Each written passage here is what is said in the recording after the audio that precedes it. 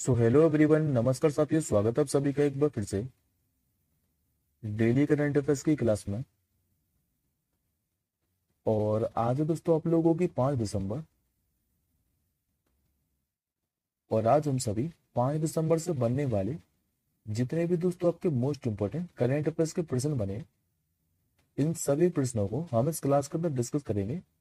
लेकिन साथियों, जैसा कि आप सभी को ज्ञात है कि पहले हम लोग मात्र 2 मिनट के अंदर लास्ट क्लास के क्वेश्चनों को रिविजन करते हैं, उसके बाद हम लोग आज के क्वेश्चनों को कवर करते हैं। तो एक बार दोस्तों मैं आपको 2 मिनट के अंदर जो भी मैंने आपको 4 दिसंबर के अंदर करंट अफेयर्स के प्रश्न पढ़ाए थे, वो एक बार मैं आपको सारे के सारे रिवीजन करा देता हूँ। उसके बाद हम लोग आज के क्वेश्चनों को कवर करेंगे। तो जैसा कि साथियों लास्ट क्लास का मैंने आप लोगों को पढ़ाया था कि अभी बात हो किस देश के बीच में जो संयुक्त सैन्य अभ्यास है जिसका नाम है हरिमऊ शक्ति, यह भी शुरू हुआ है। तो देखिए साथियों, ये जो हरिमऊ शक्ति अभ्यास है ये हर साल भारत और मलेशिया के बीच में आयोजित किया जाता है बारी बारी से। यानी कि एक बार ये भारत के अंदर आयोजित किया जाता है और एक बार ये मलेशिया के अंदर आयोजित किया जाता है। तो इस बार साथियों इसका जो आयोजन है 2024 में ये मलेशिया के अंदर किया जा रहा है। इसके बाद दूसरा क्वेश्चन मैंने आपको पढ़ाया था कि अभी किस केंद्रीय सशस्त्र पुलिस बल ने दिसंबर 2024 में अपना 60वां स्थापना दिवस मनाया था। तो ये साथियों बॉर्डर सिक्योरिटी फोर्स ने। तीसरा क्वेश्चन पढ़ाया था कि वर्ष 2024 का जो अंतर्राष्ट्रीय समुद्री सम्मेलन है ये कहाँ पर आयोजित किया जा रहा है, तो तमिलनाडु के चेन्नई के अंदर। इसके बाद चौथा क्वेश्चन पढ़ाया था कि अभी किस राज्य सरकार ने पुलिस को कानूनी मामले में सहायता करने के लिए प्रत्येक उपखंड के लिए कानूनी सलाहकारों की नियुक्ति की। तो ये दोस्तों पश्चिम बंगाल ने की थी। इसके बाद रेड सी फिल्म फेस्टिवल के बारे में बताया था मैंने आपको, जिसका इस बार चौथा संस्करण था और कहाँ पर आयोजित किया गया है, तो सऊदी अरब के जिद्दा के अंदर। न्यायमूर्ति दोस्तों मैंने आपको मृदु फर्नांडो का नाम बताया था। इन्होंने भी श्रीलंका की 48वीं मुख्य न्यायाधीश के रूप में शपथ ली है। अभी जुलाई से लेकर सितंबर 2024 के दौरान किस देश ने बाद में जो एफडीआई है इसका सबसे ज्यादा योगदान दिया था, तो ये दोस्तों सिंगापुर ने दिया था।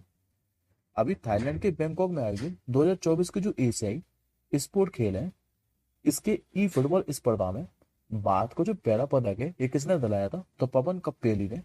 हालांकि साथ ही इन्होंने कांस्य पदक दिलाया था, लेकिन ये भारत के लिए पहला पदक था, इसलिए ये क्वेश्चन महत्वपूर्ण था। इसके बाद 9वां क्वेश्चन मैंने आपको पढ़ाया था कि फिल्म फेयर जो ओटीटी अवार्ड है 2024, इसमें दोस्तों मैंने आपको बेस्ट एक्टर और बेस्ट एक्ट्रेस का नाम पढ़ाया था। तो बेस्ट एक्टर का जो अवार्ड है ये दिलजीत दोसांझ को मिला था, जबकि इसी में बेस्ट एक्ट्रेस का अवार्ड किससे मिला था, तो करीना कपूर खान को। इसके बाद 10वां क्वेश्चन पढ़ाया था कि संयुक्त राष्ट्र जो वैश्विक उत्कृष्टता पुरस्कार है इससे किससे सम्मानित किया गया है, तो डॉक्टर बसंत गोयल को। और लास्ट क्वेश्चन 11वां पढ़ाया था कि अभी एक दशक में पहली बार विद्रोही की तरक्की के बाद सीरिया का ऐसा कौन सा शहर है जो कि सरकार के नियंत्रण से बाहर हो गया है। तो शहर का नाम दोस्तों जरूर याद रखिएगा, एग्जाम में देखने को मिलेगा। नाम है इसका एले पहला शहर। आई होप साथियों कुछ 4 दिसंबर के सारे करंट अफेयर्स के प्रश्न क्लियर हो गए। अब हम लोग आज के क्वेश्चनों की ओर बढ़ते हैं। तो आज का साथियों आपके सामने पहला क्वेश्चन था और पहला ही क्वेश्चन दोस्तों आपका मोस्ट इंपोर्टेंट है। ये क्वेश्चन आपको डेफिनेटली एग्जाम में देखने को मिलेगा। आप लोगों से पूछ रहा है कि कौन सा ऐसा देश है जो कि 2025 में जो दृष्टिहीन महिला T20 विश्व कप है इसकी मेजबानी करेगा। तो ये साथियों कोई और देश नहीं बल्कि अपने अपना प्यारा भारत ही है। आंसर हो जाएगा आपको ऑप्शन नंबर ए। और ये क्वेश्चन साथियों इसीलिए महत्वपूर्ण है क्योंकि भारत क्या है कि 2025 में पहली बार दृष्टिहीन महिला T20 विश्व कप की मेजबानी कर रहा है। और ये जो दोस्तों निर्णय है ये भी विश्व जो दृष्टिहीन क्रिकेट परिषद है इसके भी जो 26वीं वार्षिक आम बैठक है ये पाकिस्तान के मुल्तान में आयोजित हुई थी और यहीं पर ये निर्णय लिया गया है। हालांकि साथियों आगामी जो पुरुष T20 विश्व कप है जो कि दृष्टिहीन ही है ये अब 2027 में आयोजित किया जाएगा। तो इसी से रिलेट कर ये भी याद रखिएगा। अब बात कर लेते हैं साथियों हम लोग वर्ल्ड ब्लाइंड क्रिकेट काउंसिल के बारे में। तो यदि आप लोगों से पूछे किसकी स्थापना कब हुई थी, तो याद रखेंगे 1996 के अंदर। मुख्यालय कहाँ है इसका, तो कर्नाटक की राजधानी बेंगलुरु के अंदर। संस्थापक इसके कौन थे, तो जॉर्ज अब्राहम। जबकि साथियों इसके वर्तमान में अध्यक्ष कौन है, तो सैयद सुल्तान शाह। अब आज के हम लोग दूसरे प्रश्न की ओर बढ़ते हैं। आज का साथियों आपका जो दूसरा क्वेश्चन है ये योजना से संबंधित है। हालांकि साथियों ये जो योजना है ये एग्जाम में पूछ लेता है। तो आप लोग इस क्वेश्चन का आंसर कीजिए कि अभी किस राज्य सरकार ने किसान कल्याण को बढ़ावा देने के लिए जो रायतु भरोसा योजना है इसको प्रारंभ करने की घोषणा की है। तो ऐसा करने वाले दोस्तों जो राज्य सरकार है जिसने अभी रायतु भरोसा योजना प्रारंभ करने की घोषणा की है, ये बनी है अभी तेलंगाना सरकार। तो आंसर हो जाएगा आपका ऑप्शन नंबर सी। देखिए साथियों, तेलंगाना सरकार ने कहा है कि घोषणा की है कि ये संक्रांति के बाद रायतु भरोसा योजना शुरू करेगा। और ये जो साथी योजना है ये कांग्रेस की 6 गारंटियों के तहत ही है। अच्छा, इस योजना के तहत होगा क्या? तो इस योजना के साथ जो किसान है इनको 15,000 वार्षिक सब्सिडी प्रदान की जाएगी। हालांकि साथियों इससे पहले भी तेलंगाना में क्या है कि रायतु बंधु योजना शुरू की गई थी, लेकिन उसमें क्या है कि 10,000 रुपए की सब्सिडी प्रदान की जाती थी। लेकिन अब इसमें कितनी की जाएगी? तो 15,000 की। अब बात करते साथियों हम लोग तेलंगाना के बारे में। तो आज दोस्तों मैं आपको तेलंगाना के बारे में कंप्लीटली पढ़ाने वाला हूँ, और तेलंगाना से संबंधित जो मैंने आपको क्वेश्चन भी पढ़ाए उनके बारे में भी रिविजन कराऊंगा। तो सबसे पहले हम लोग बात करते हैं तेलंगाना के बारे में। तो तेलंगाना का साथियों जो गठन है ये 2 जून 2014 को हुआ था। मुख्यमंत्री की बात करें तो ये साथियों अनुमुला रेवंत रेड्डी साहब, जो कि आपको इमेज में भी दिखाई दे रहे हैं। राज्यपाल यहाँ के कौन है? तो जिष्णुदेव वर्मा। यदि आप लोगों से यहाँ पर पूछे कि तेलंगाना में जिलों की संख्या कितनी है, तो 33। लोकसभा की सीटें दोस्तों यहाँ पर जरूर याद रखिएगा, क्योंकि अभी पूरे देश में क्या है कि लोकसभा के चुनाव संपन्न हुए थे। तो याद रखेंगे लोकसभा की सीटें यहाँ पर 17। राज्यसभा की सीटें पूछी आप लोगों से तो ये 7। और जबकि विधानसभा की सीट कितनी है? तो 119। और हालांकि साथियों यहाँ पर विधान परिषद भी है, क्योंकि बाद में कुल 6 ऐसे राज्य जिनमें विधान परिषद है, उन्हीं में से एक दोस्तों तेलंगाना भी है। और यहाँ पर विधान परिषद की संख्या कितनी है? तो याद रखेंगे 40 सीटें हैं। अब बात करते हैं हम लोग तेलंगाना से संबंध करंट अफेयर्स के प्रश्नों के बारे में।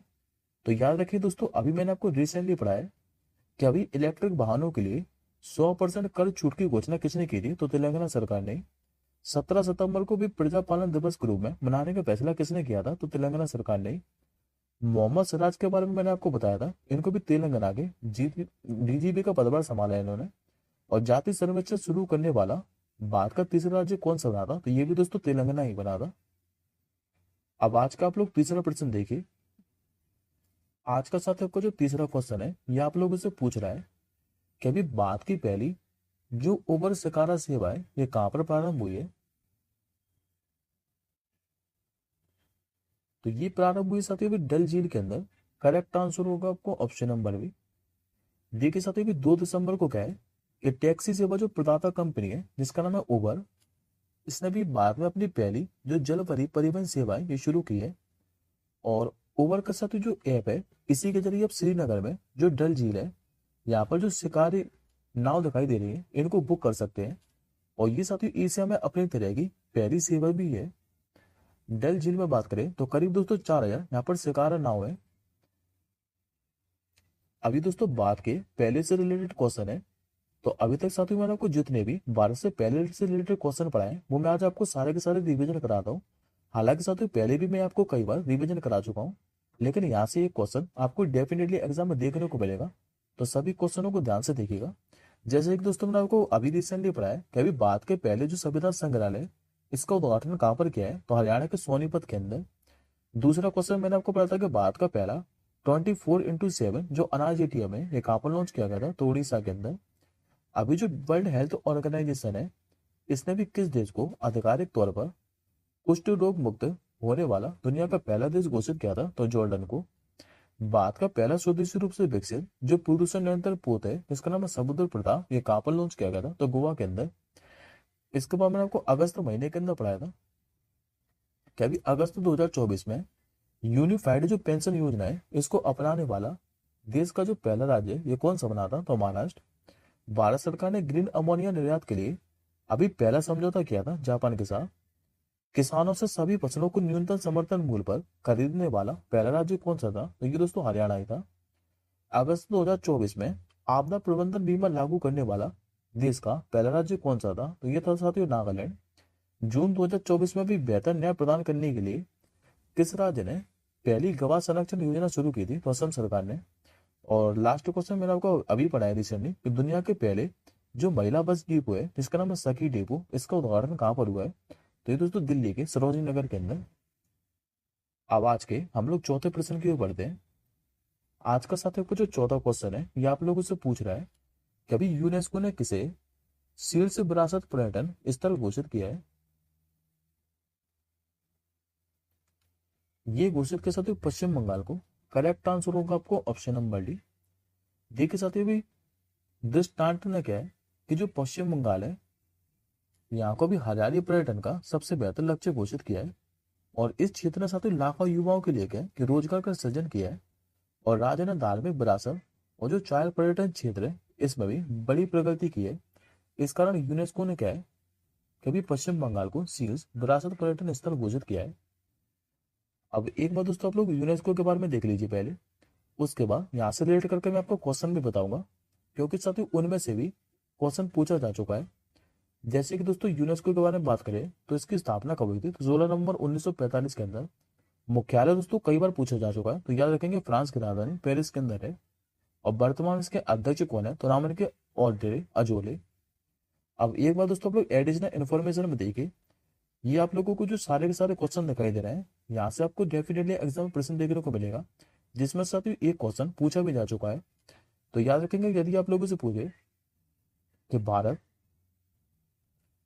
में कितनी हेरिटेज साइट है तो याद रखेंगे साथियों भारत में अभी 43 स्थल है और भारत 43 स्थलों के साथ दुनिया में 6वें स्थान पर है। अच्छा पहले स्थान पर कौन सा है, तो पहले स्थान पर दोस्तों चीन है, यहाँ पर सबसे ज्यादा हेरिटेज साइट है। अभी दोस्तों आपको 43वां हेरिटेज साइट के बारे में बताया था यदि आप लोगों को याद हो। और ये क्वेश्चन दोस्तों एग्जाम में पूछा जा चुका है जिसका क्या नाम है, तो मोइदम जो कि असम के अंदर है। इससे पहले दोस्तों 42वां हेरिटेज साइट कौन सा बना था, तो कर्नाटक का होयसैल का मंदिर। 41वां कौन सा बना था, तो पश्चिम बंगाल का शांति निकेतन। और अभी मैंने आपको पढ़ा है कि मध्य प्रदेश का जो ओरछा शहर है इसको यूनेस्को की विश्व धरोहर सूची में शामिल किया जाएगा। और यूनेस्को ने अभी साथ ही जो उड़ीसा राज्य है इनके जो तटीय गांव है इनको सुनामी रेड्डी के रूप में भी मान्यता दी थी, यदि आप लोगों को याद हो तो मैंने आपको पढ़ाया था। अब बढ़ते हैं हम लोग आज के 5वें प्रश्न की ओर। हाल ही में भी जो ऑक्सफोर्ड है इसने 2024 का जो वर्ल्ड ऑफ द ईयर है ये भी किससे चुना है। तो वैसे तो दोस्तों इस क्वेश्चन का जो आंसर है ये आपको इमेज में स्पष्ट दिखाई दे रहा है, ये कि अभी ब्रेन रूट को। करेक्ट आंसर हो जाएगा आपको ऑप्शन नंबर ए। अब इस प्रश्न के बारे में दोस्तों थोड़ा ध्यान से समझिएगा क्योंकि यहाँ से रिलेट कर मैं आपको और भी क्वेश्चन बताऊंगा जिनसे एग्जाम में क्वेश्चन पूछा जा सकता है। तो देखिए साथियों जो ब्रेन रूट है इसको भी ऑक्सफोर्ड ने 2024 का वर्ल्ड ऑफ द ईयर घोषित कर दिया है। और ब्रेन रूट का मतलब क्या साथियों, तो दरअसल सोशल मीडिया पर बिना सोचे समझे केवल स्क्रॉल किए जाना, इसी को ब्रेन रूट नाम दिया है। और आज से साथियों करीब से 170 साल पहले जो ब्रेन रूट शब्द है इसका इस्तेमाल 1854 है, इसी में जो हेनरी डेविड है इन्होंने अपनी किताब वाइल्डन में पहली बार किया था। अब बात करते साथियों हम लोग एडिशनल इन्फॉर्मेशन के बारे में। तो ये क्वेश्चन भी साथियों मैंने अभी आपको रिसेंटली पढ़ा है और इनको भी किसी ना किसी का वर्ल्ड ऑफ द ईयर घोषित किया गया है। जिसमें से तो साथियों आप लोग याद कीजिए कि मैंने आपको कैम्ब्रिज डिक्शनरी का नाम बताया था, इसने भी वर्ल्ड ऑफ द ईयर किसे चुना था, तो मैनिफेस्ट शब्द को। कॉलिन डिक्शनरी के बारे में भी बताया था मैंने आपको, इसने 2024 का वर्ल्ड ऑफ द ईयर किसे चुना था, तो विराट वर्ल्ड को। और संयुक्त राष्ट्र है अभी 2024 का अंतरराष्ट्रीय वर्ष ये किसे घोषित किया था, तो कैमिलिड्स के वर्ष को। और ये जो दोस्तों कैमिलिड्स का वर्ष है ये वाला क्वेश्चन पूछा जा चुका है। अब बढ़ते हैं हम लोग आज के 6वें प्रश्न की ओर। आज का साथियों को जो 6वां क्वेश्चन है ये भी महत्वपूर्ण है। आप लोगों से पूछ रहा है कि हाल ही में जो नेटुम्बो नंदी नदी तबाएं ये भी किस देश की पहली महिला राष्ट्रपति बनी है। ये बन चुकी साथियों नामीबिया देश की। सही आंसर होगा आपको ऑप्शन नंबर सी। देखिए साथियों जो नेटुम्बो नंदी नदी तबाएं ये South West Africa People Organisation की सदस्य हैं और इन्होंने भी 75% से भी अधिक वोट क्या हासिल किया है और जो कि अब नामीबिया की पहली महिला राष्ट्रपति बन गई है। बात करते हैं दोस्तों हम लोग नामीबिया के बारे में, तो मैप में लोकेशन देखिए पहले नामीबिया की। नामीबिया साथियों आपको अफ्रीका कॉन्टिनेंट में देखने को मिलेगा। अफ्रीका कॉन्टिनेंट में आप लोग नीचे की साइड देखोगे तो साउथ अफ्रीका के ऊपर आपको नामीबिया देखने को मिलेगा, जितना भी हाईलाइट पार्ट दिखाई दे रहा है। नामीबिया की यदि आप लोगों से सीमा पूछे तो मात्र 3 देशों के साथ लगती है, एक तो अंगोला के साथ, दूसरी अपनी जो सीमा है ये बोत्सवाना के साथ बनाता है और तीसरी अपनी सीमा साझा करता है इस साउथ अफ्रीका के साथ। यहाँ की राजधानी क्या है? तो यहाँ की राजधानी दोस्तों विंडहोक है, जबकि यहाँ पर मुद्रा क्या चलती है? तो नामीबियाई डॉलर। अब आज का आप लोग 7वां प्रश्न देखिए। आज का 7वां प्रश्न आप लोगों के सामने रहा। आप लोगों से पूछ रहा है कि भारत का ऐसा कौन सा शहर है जो कि 20वीं एशियाई महिला जो हैंडबॉल चैंपियनशिप है 2024 इसकी मेजबानी कर रहा है। ये कर रहा साथियों भारत का नई दिल्ली से है। आंसर हो जाएगा आपको ऑप्शन नंबर ए। देखिए साथियों भी 20वीं जो एशियाई महिला हैंडबॉल चैंपियनशिप है 2024, ये भी 3 दिसंबर को नई दिल्ली के अंदर शुरू हुई है। और ये दोस्तों पहली बार ही है जब भारत एशियाई महिला हैंडबॉल जो चैंपियनशिप है इसकी मेजबानी कर रहा है। हालांकि साथियों इसकी पहले जो मेजबानी है ये कजाकिस्तान का अलमाटी करने वाला था, लेकिन इस बाद में क्या है कि बाद में स्थानांतरित कर दिया गया था। और अब इसकी जो मेजबानी है ये नई दिल्ली कर रहा है। एशियाई महिला जो हैंडबॉल चैंपियनशिप है इसमें शीर्ष 8 एशियाई टीमें भाग लेती हैं। और चैंपियनशिप का जो आयोजन है हर 2 साल में किया जाता है। और यदि आप लोगों से पूछे कि अभी तक जो एशियाई महिला हैंडबॉल चैंपियनशिप है इसकी सबसे सफल टीम कौन सी है, जिसने इसको सबसे ज्यादा बार जीता है, तो ये दोस्तों दक्षिण कोरिया की टीम है जिसने 16 बार इस चैंपियनशिप को जीता है।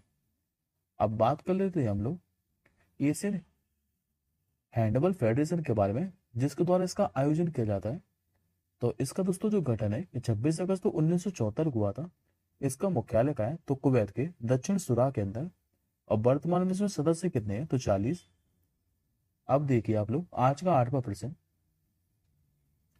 हाल ही में भी रूस ने अपने 2025 के बजट में राष्ट्रीय रक्षा के लिए कितनी राशि आवंटित की है, जो कि साथियों अपने आप में सैन्य खर्च में एक रिकॉर्ड बन गया है। तो ये की दोस्तों 126 बिलियन डॉलर की। करेक्ट आंसर होगा आपको ऑप्शन नंबर बी। देखिए साथियों भी रूस के जो राष्ट्रपति हैं जिनको आप लोग इमेज में देख पा रहे हैं व्लादिमीर पुतिन, इन्होंने भी 2025 के लिए देश के बजट को मंजूरी दे दी है। और रक्षा व्यय पर बात करें तो बजट का साथियों लगभग 32.5% रक्षा के लिए आवंटित किया है। और अगर पिछले रिकॉर्ड को देखें तो लगभग साथियों 28 बिलियन डॉलर ये अधिक है इस बार। हालांकि साथियों इसने तीनों वर्षों में बजट खर्च की घोषणा कर दी है, जिसमें से मैं आपको 2025 के बारे में बता चुका हूँ ये कितने की है, तो 126 बिलियन डॉलर। 2026 के लिए कितने की है, तो 114.9 बिलियन डॉलर। और 2027 के लिए कितने की है, तो 122.4 बिलियन डॉलर।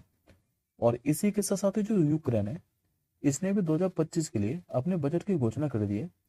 और यूक्रेन के जो राष्ट्रपति है व्लादिमीर जेलेंस्की, इन्होंने 53 बिलियन डॉलर निर्धारित किए हैं, जो साथियों अनुमानित जो सकल घरेलू उत्पाद है इसका 26.3% है। अब आज के हम लोग 9वें प्रश्न की ओर बढ़ते हैं।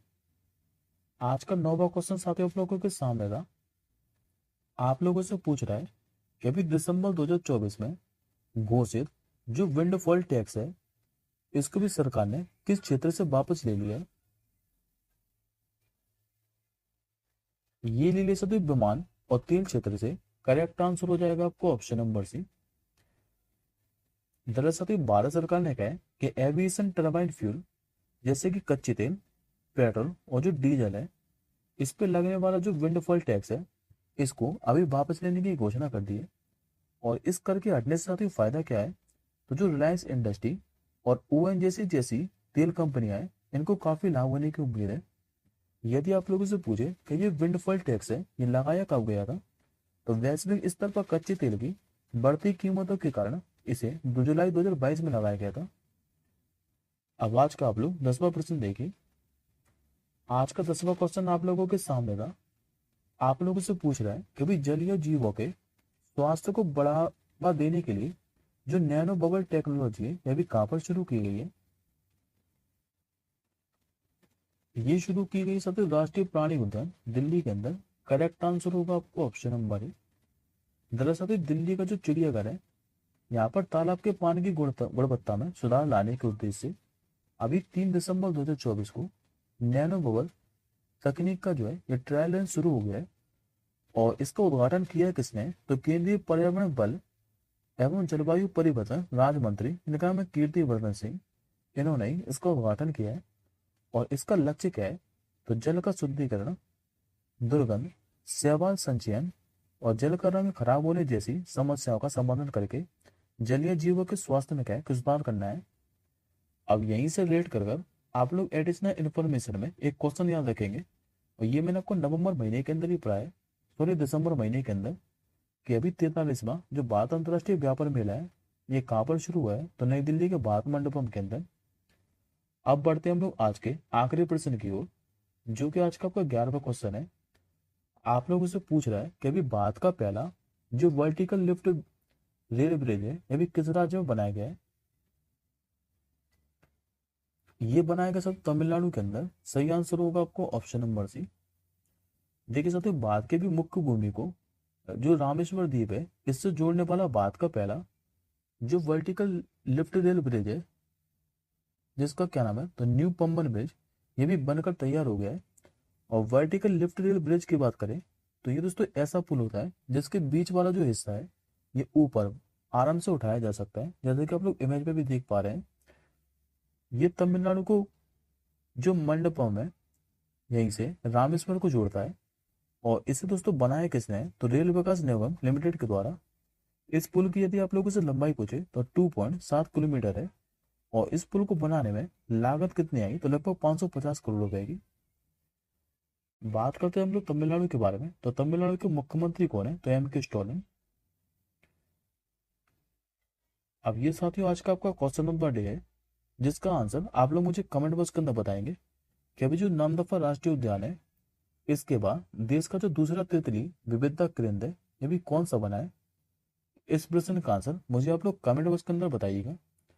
और इस क्लास के साथ जो PDF है ये आप सभी हमारे टेलीग्राम ग्रुप से डाउनलोड कर सकते हैं।